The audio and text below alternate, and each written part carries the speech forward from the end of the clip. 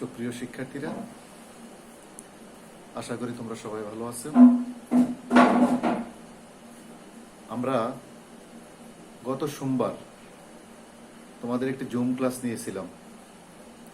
এই জুম ক্লাসটি নেটওয়ার্কের সমস্যার কারণে অনেকেই ক্লাসটি বুঝতে পারো নাই, সাউন্ড সমস্যা এবং বোর্ড দেখার সমস্যা ছিল। তো তাই আজকে আমি তোমাদের এই ক্লাসটি নিয়ে আমাদের কুমিল্লা জিলা স্কুল ইউটিউব চ্যানেলে দিয়ে দেব। তোমরা আশা করি ওখান থেকে ক্লাসটি দেখে নেবে। এর আগে আমরা একটি ক্লাস নিয়েছি ষষ্ঠ অধ্যায়ের উপর মূলের ধারণা ও রাসায়নিক গণনা। আজকে আমাদের দ্বিতীয় ক্লাসটি আমরা নেব। ক্লাসটি তোমরা সবাই মনোযোগ দিয়ে দেখবে। আমাদের বইয়ে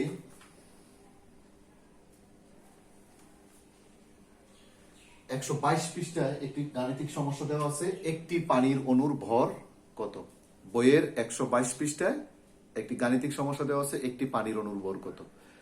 এর আগে আমরা ওই সমস্যাগুলো দেখেছি। আজকে আমরা এই জাতীয় সমস্যাগুলো দেখব, একটি পানির অণুর ভর বা একটি অণুর ভর কিভাবে নির্ণয় করতে হয়। তাহলে আসো আমরা আজকের সমস্যাটা নিয়ে আলোচনা করি।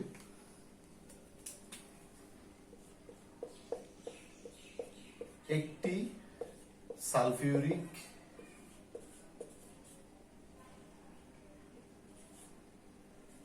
অ্যাসিড অণুর ভর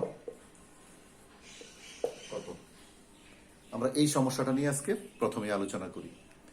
তো এই জাতীয় যে সমস্যাগুলো আছে তোমরা প্রথমেই সংশ্লিষ্ট পদার্থের আণবিক ভর নির্ণয় করে তাকে মূলে রূপান্তর করবে। যেমন এখানে সালফিউরিক অ্যাসিড বলা আছে, সালফিউরিক অ্যাসিডের আণবিক ভর নিয়ে নির্ণয় করে তাকে মূলে রূপান্তর করবে। আমাদের বইয়ে যে 122 পৃষ্ঠায় যে সমস্যাটা দেওয়া আছে, একটি পানির অণুর ভর নির্ণয় করো, সেখানে আণবিক ভর সরাসরি বের করে নাই, তার আণবিক ভরটা লিখে দিয়েছে। তা আমরা বের করে নিব। তাহলে H2SO4 এর আণবিক ভর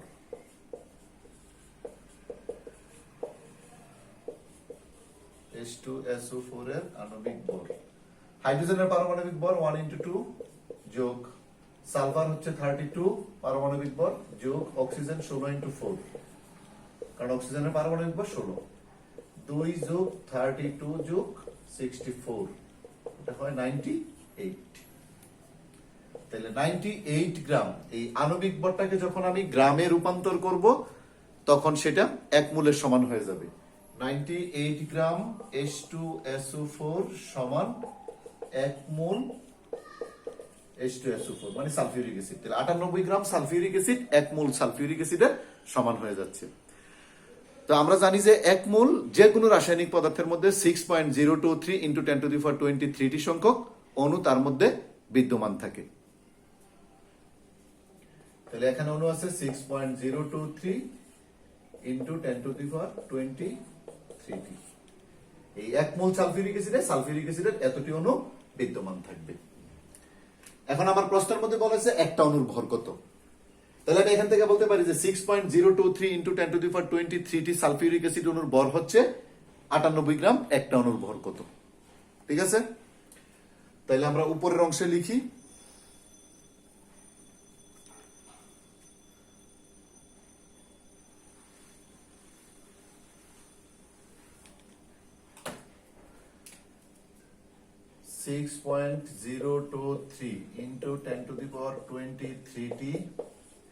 H2SO4 মানে সালফিউরিক অ্যাসিড অণুর ভর সমান 98 গ্রাম। সুতরাং একটি সালফিউরিক অ্যাসিড অণুর ভর 98 গ্রাম বাই 6.023 × 10⁻23। এখন আমরা ক্যালকুলেটরের সাহায্যে মানটা বের করব। তোমরা নিজেরাও বের করে নিতে পারো, আমিও বের করে দিচ্ছি। 98 ভাগ 6.023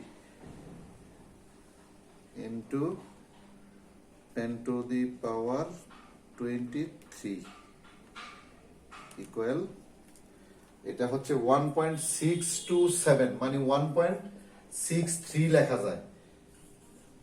627 মানে 63 into 10 to the power minus 22 গ্রাম। এই হচ্ছে একটি সালফিউরিক অ্যাসিড অণুর ভর। 1.63 into 10 to the power 20 minus 22 গ্রাম। এই হচ্ছে একটি সালফিউরিক অ্যাসিড অণুর ভর। তাহলে প্রথম থেকে আমি আবারও বলছি, যে সংশ্লিষ্ট পদার্থের কথা বলা থাকবে, অণুর ভর নির্ণয় করবে, একটা হোক, দুইটা হোক, তিনটা হোক, যে কোনো সংখ্যায় দেওয়া থাকুক, সেই ক্ষেত্রে তোমরা সংশ্লিষ্ট পদার্থের আণবিক ভর রূপান্তর করে, আণবিক ভর নির্ণয় করে তাকে মূলে রূপান্তর করবে, আণবিক ভর রূপান্তর করে তাকে, আণবিক ভর বের করে তাকে মূলে রূপান্তর করবে। তারপর আমরা জানি যে ওই মূলটাই যদি এক মূলের সমান হয়, তাহলে সেক্ষেত্রে তার এক মূলের মধ্যে 6.023 ইন্টু 10 টু দি পাওয়ার 23টি সংখ্যক অণু বিদ্যমান থাকবে। তাইলে এরপরে আমরা অতটি অণু ভর, ওই সংশ্লিষ্ট গ্রাম আণবিক ভর, একটা অণুর ভর কত, এই নিয়ম অনুযায়ী আমরা বের করে নিব। এবার আসো আমরা দ্বিতীয় সমস্যা চলে যাচ্ছে, আমরা অনুরূপ আরেকটি সমস্যা সমাধান করি।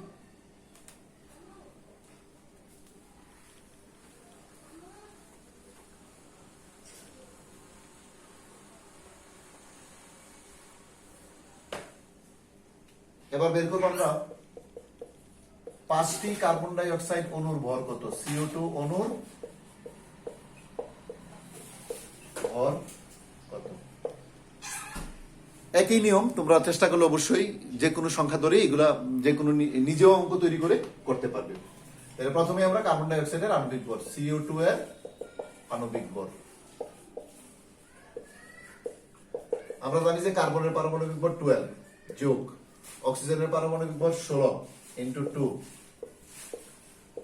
তাহলে 12 যোগ 32 44 বা 44। তাহলে আমরা বলবো যে 44 গ্রাম কার্বন ডাই অক্সাইড সমান 1 মোল কার্বন ডাই অক্সাইড। তাহলে 44 গ্রাম কার্বন ডাই অক্সাইড সমান 1 মোল কার্বন ডাই অক্সাইড। তাহলে 1 মোল কার্বন ডাই অক্সাইডে 6.023 ইন্টু 10 টু দি পাওয়ার 23 টি কার্বন ডাই অক্সাইড অণু থাকবে। 6.023 ইন্টু 10 টু দি পাওয়ার 23 টি কার্বন ডাই অক্সাইড অণু তার মধ্যে বিদ্যমান।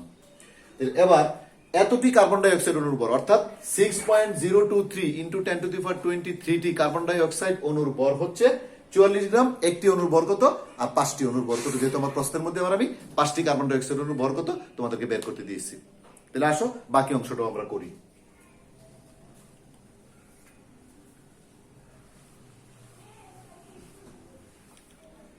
তাহলে আমরা লিখি এখানে যে 6.023 ইন্টু 10 টু দি পাওয়ার 23 টি কার্বন ডাই অক্সাইড অণুর ভর 44 গ্রাম।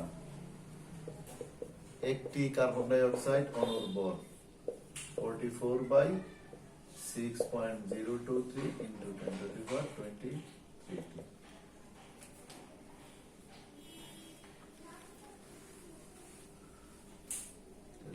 সুতরাং 5টি কার্বন ডাই অক্সাইড অণুর ভর 44 ইন্টু 5 বাই হচ্ছে 6.023 ইন্টু 10 টু দি পাওয়ার 23। এককটা অবশ্যই গ্রামে আসবে, যেহেতু অণুর ভর গ্রামেই আসবে। তাহলে আমরা এটার হিসাবটা বের করে এখন দেখি কত হয়। 44 ইন্টু 5 ভাগ হচ্ছে 6.023 into 10 to the power 23 equal হচ্ছে 3.652, মানে 3.65 পর্যন্ত লাগবে। দশমিকের উপরে সর্বোচ্চ 2 ঘর পর্যন্ত নিতে পারি আমরা, আরো বেশি নেওয়া যায়, কিন্তু 2 ঘরের বেশি নিব না আমি এখানে। 2 ঘর তোমরাও নিবে। 3.65 into 10 to the power minus 22 গ্রাম, এটাই হচ্ছে আনসার। অর্থাৎ 5টি কার্বন ডাই অক্সাইড অণুর ভর হচ্ছে এটা।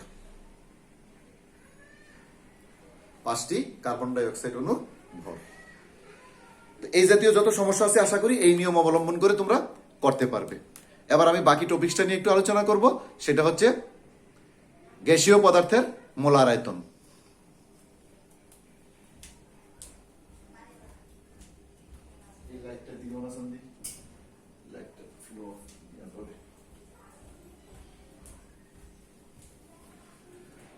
তাহলে আমরা গ্যাসের মোলার আয়তন নিয়ে এখন আলোচনা করব।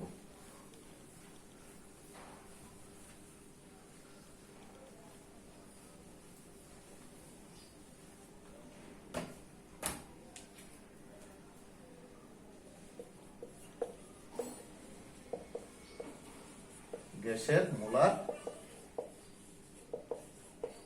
আয়তন।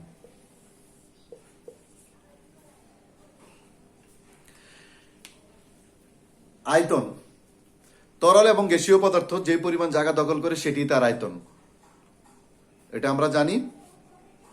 এখন গ্যাসের মোলার আয়তন বলা হয়েছে।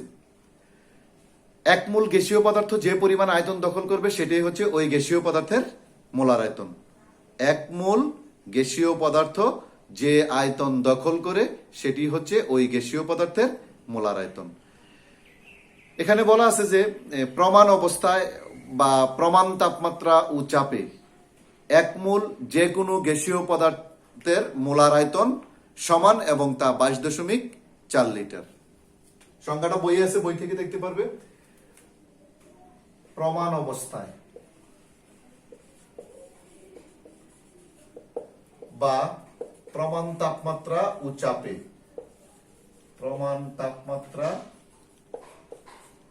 ও চাপে এক মোল যে কোনো গ্যাসীয় পদার্থের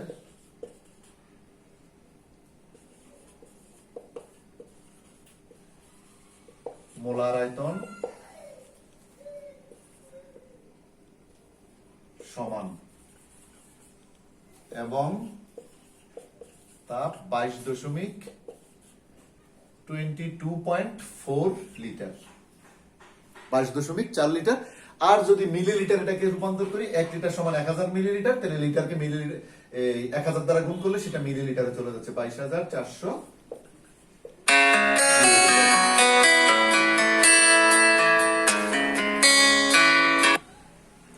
22,400 মিলিলিটার। এই একটা শর্তের প্রেক্ষিতে, প্রমাণ অবস্থায় বা প্রমাণ তাপমাত্রায়, এই শর্তটার প্রেক্ষিতে গ্যাসীয় পদার্থের মোলার আয়তন 22.4 লিটার বা 22,400 মিলিলিটার। শর্তটা হচ্ছে প্রমাণ অবস্থা বা প্রমাণ তাপমাত্রা ও চাপ। এখন প্রশ্ন হচ্ছে যে প্রমাণ অবস্থা বা প্রমাণ তাপমাত্রা চাপ কি? 0 ডিগ্রি সেন্টিগ্রেড বা 273 কেলভিন তাপমাত্রা এক বায়ুমণ্ডলীয় চাপকে প্রমাণ তাপমাত্রা চাপ বলা হয়। 0 ডিগ্রি সেন্টিগ্রেড তাপমাত্রা বা 273 কেলভিন তাপমাত্রা এবং এক বায়ুমণ্ডলীয় চাপকে যথাক্রমে প্রমাণ তাপমাত্রা ও চাপ বলা হয়, আর এটাকেই প্রমাণ অবস্থা বলা হয়। তাহলে 0 ডিগ্রি সেন্টিগ্রেড বা 273 কেলভিন তাপমাত্রা এবং এক বায়ুমণ্ডলীয় চাপে এক মোল যে কোনো গ্যাসীয় পদার্থ, যে কোনো গ্যাসীয় পদার্থ বলে এটা হাইড্রোজেন গ্যাস হতে পারে, নাইট্রোজেন গ্যাস হতে পারে, কার্বন ডাইঅক্সাইড গ্যাস হতে পারে, হাইড্রোজেন ক্লোরাইড গ্যাস হতে পারে, সালফার ডাইঅক্সাইড গ্যাস হতে পারে, যে কোনো গ্যাসীয় পদার্থ 22.4 লিটার আয়তন দখল করবে। তাহলে আসো প্রমাণ তাপমাত্রা চাপটা আমরা লিখে দিচ্ছি বোর্ডে যে কি এটা।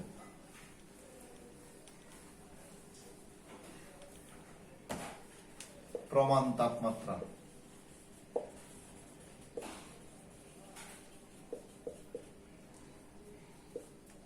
0 ডিগ্রি সেন্টিগ্রেড বা 273 কেলভিন। প্রমাণ চাপ 1 বায়ুমণ্ডলীয় চাপ, এক বায়ুমণ্ডলীয় চাপ যাকে আমরা অ্যাটমসফিয়ারিক প্রেসার বলি, 1 অ্যাটমসফিয়ার। 0 ডিগ্রি সেন্টিগ্রেড বা 273 কেলভিন এবং 1 বায়ুমণ্ডলীয় চাপ বা সংক্ষেপে আমরা 1 অ্যাটমসফিয়ার প্রেসার, 1 অ্যাটমসফিয়ারিক প্রেসার বা 1 অ্যাটমসফিয়ার আমরা যাকে বলে থাকি। এই হচ্ছে প্রমাণ তাপমাত্রা এবং চাপের মাপ। এই তাপমাত্রা এবং চাপে যদি থাকে তাহলে যে কোনো গ্যাসীয়, এক মোল যে কোনো গ্যাসীয় পদার্থের আয়তনটা হবে 22.4 লিটার। তবে এখানে একটু বলে রাখার দরকার, রাসায়নিক বিক্রিয়ার ক্ষেত্রে প্রমাণ তাপমাত্রার মানটা একটু ভিন্ন। রাসায়নিক বিক্রিয়ার ক্ষেত্রে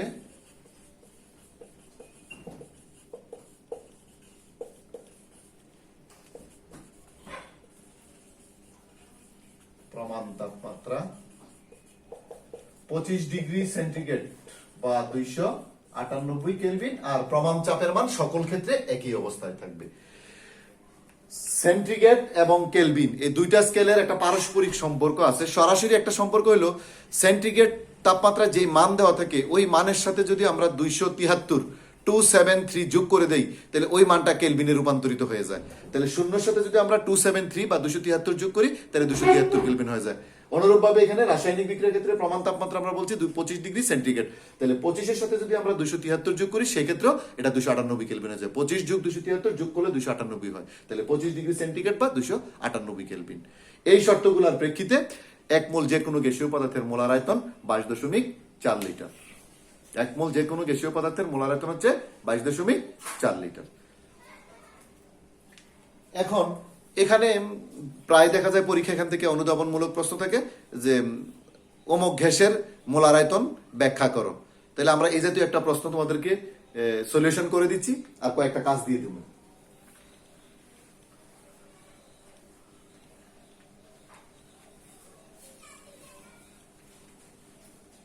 যেমন আমি এটাই দিলাম যে কার্বন ডাই অক্সাইডের মোলার আয়তন, কার্বন ডাই অক্সাইড CO2 গ্যাসের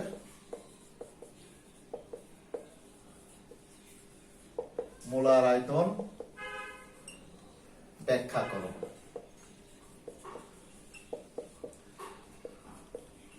বা কার্বন ডাই অক্সাইডের মোলার আয়তন বলতে কি বুঝো?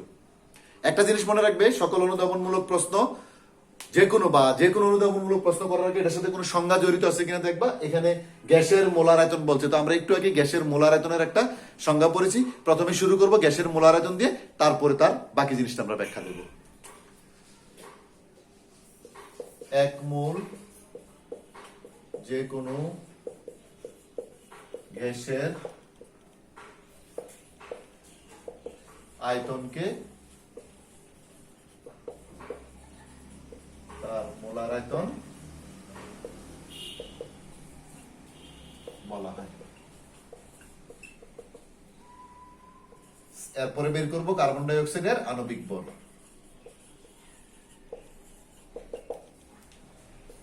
12 যোগ 16 ইন্টু 2 এটা হয় 44। তাহলে 44 গ্রাম কার্বন ডাই অক্সাইড সমান হচ্ছে এখানে 1 মোল কার্বন ডাই অক্সাইড। যেহেতু 1 মোল যে কোনো গ্যাসীয় পদার্থের মোলার আয়তন 22.4 লিটার, তাহলে কার্বন ডাই অক্সাইড যে পদার্থটা আছে তার আণবিক ভর বের করলাম। কেউ মুখস্থ মান লিখবে না এখানে, ঠিক আছে? বের করে দেওয়াটাই হলো অনুধাবনমূলক প্রশ্নের মধ্যে উত্তম কাজ। তাহলে কার্বনের পারমাণবিক ভর 12 যোগ অক্সিজেনের পারমাণবিক ভর 16, তাকে আমি 2 পরমাণু আছে 2 দ্বারা গুণ করলাম, 16 দোকানে 32, 32 এর সাথে 12 যোগ করলে 44 হয়। তাহলে 44 গ্রাম কার্বন ডাই অক্সাইড সমান 1 মোল কার্বন ডাই অক্সাইড। তাহলে আমি এখন বলবো যে প্রমাণ অবস্থায় 1 মোল কার্বন ডাই অক্সাইড গ্যাসের মোলার আয়তন হচ্ছে 22.4 লিটার।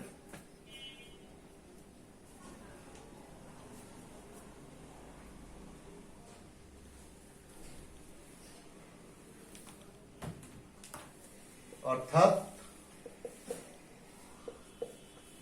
প্রমাণ অবস্থায় বা প্রমাণ তাপমাত্রা চাপে যে কোনো একটা লেখা যায়। প্রমাণ অবস্থায় 1 মোল বা 44 গ্রাম কার্বন ডাই অক্সাইড এর মোলার আয়তন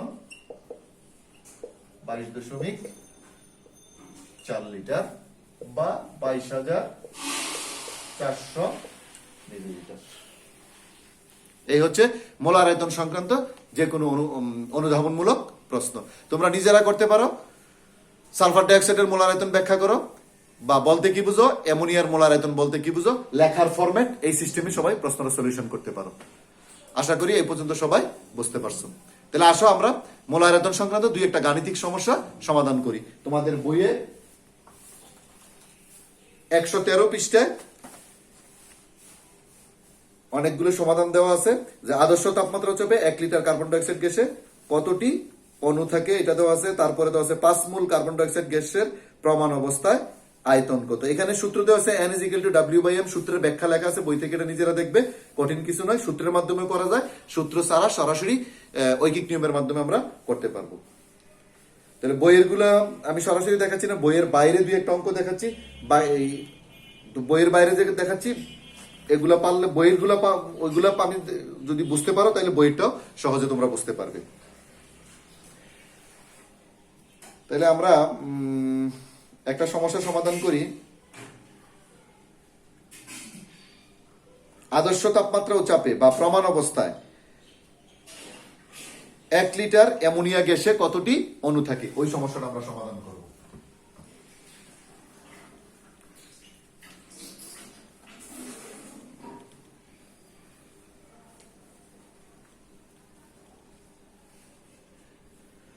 আদর্শ তাপমাত্রা চাপে, প্রমাণ তাপমাত্রা চাপে, প্রমাণ অবস্থায় একই কথা। তাহলে আমরা লিখি যে প্রমাণ অবস্থায় 1 লিটার অ্যামোনিয়া গ্যাসে NH3 গ্যাসে কতটি অণু থাকে, প্রমাণ অবস্থায় বলছে। তাহলে অ্যামোনিয়া যে গ্যাসের কথা বলা হয়েছে, অ্যামোনিয়া গ্যাসের আণবিক ভর বের করে তাকে মূলে রূপান্তর করব। NH3 এর আণবিক ভর, NH3 এর আণবিক ভর, নাইট্রোজেনের পারমাণবিক ভর 14 যোগ হাইড্রোজেনের 1 ইন্টু 3, তাহলে 17। তাহলে আমি বলবো যে 17 গ্রাম অ্যামোনিয়া সমান হচ্ছে 1 মোল অ্যামোনিয়া।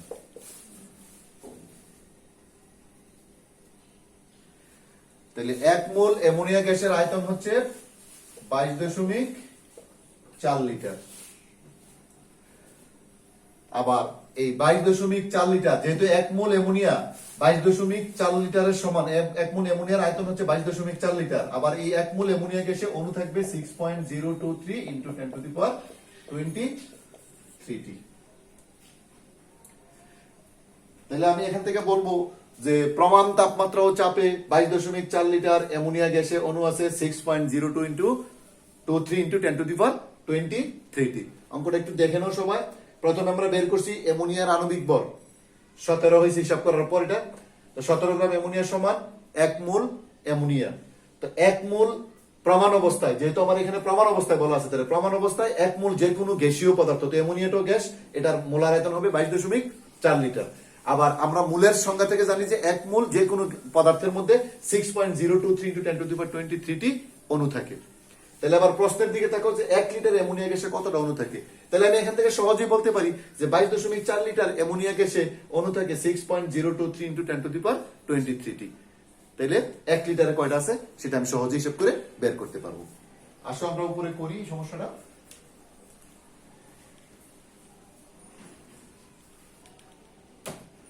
তাহলে 22 প্রমাণ অবস্থায় কথাটা অবশ্যই লিখতে হবে, কারণ এই শর্তের প্রেক্ষিতেই আমরা সমস্যাটা সমাধান করতেছি।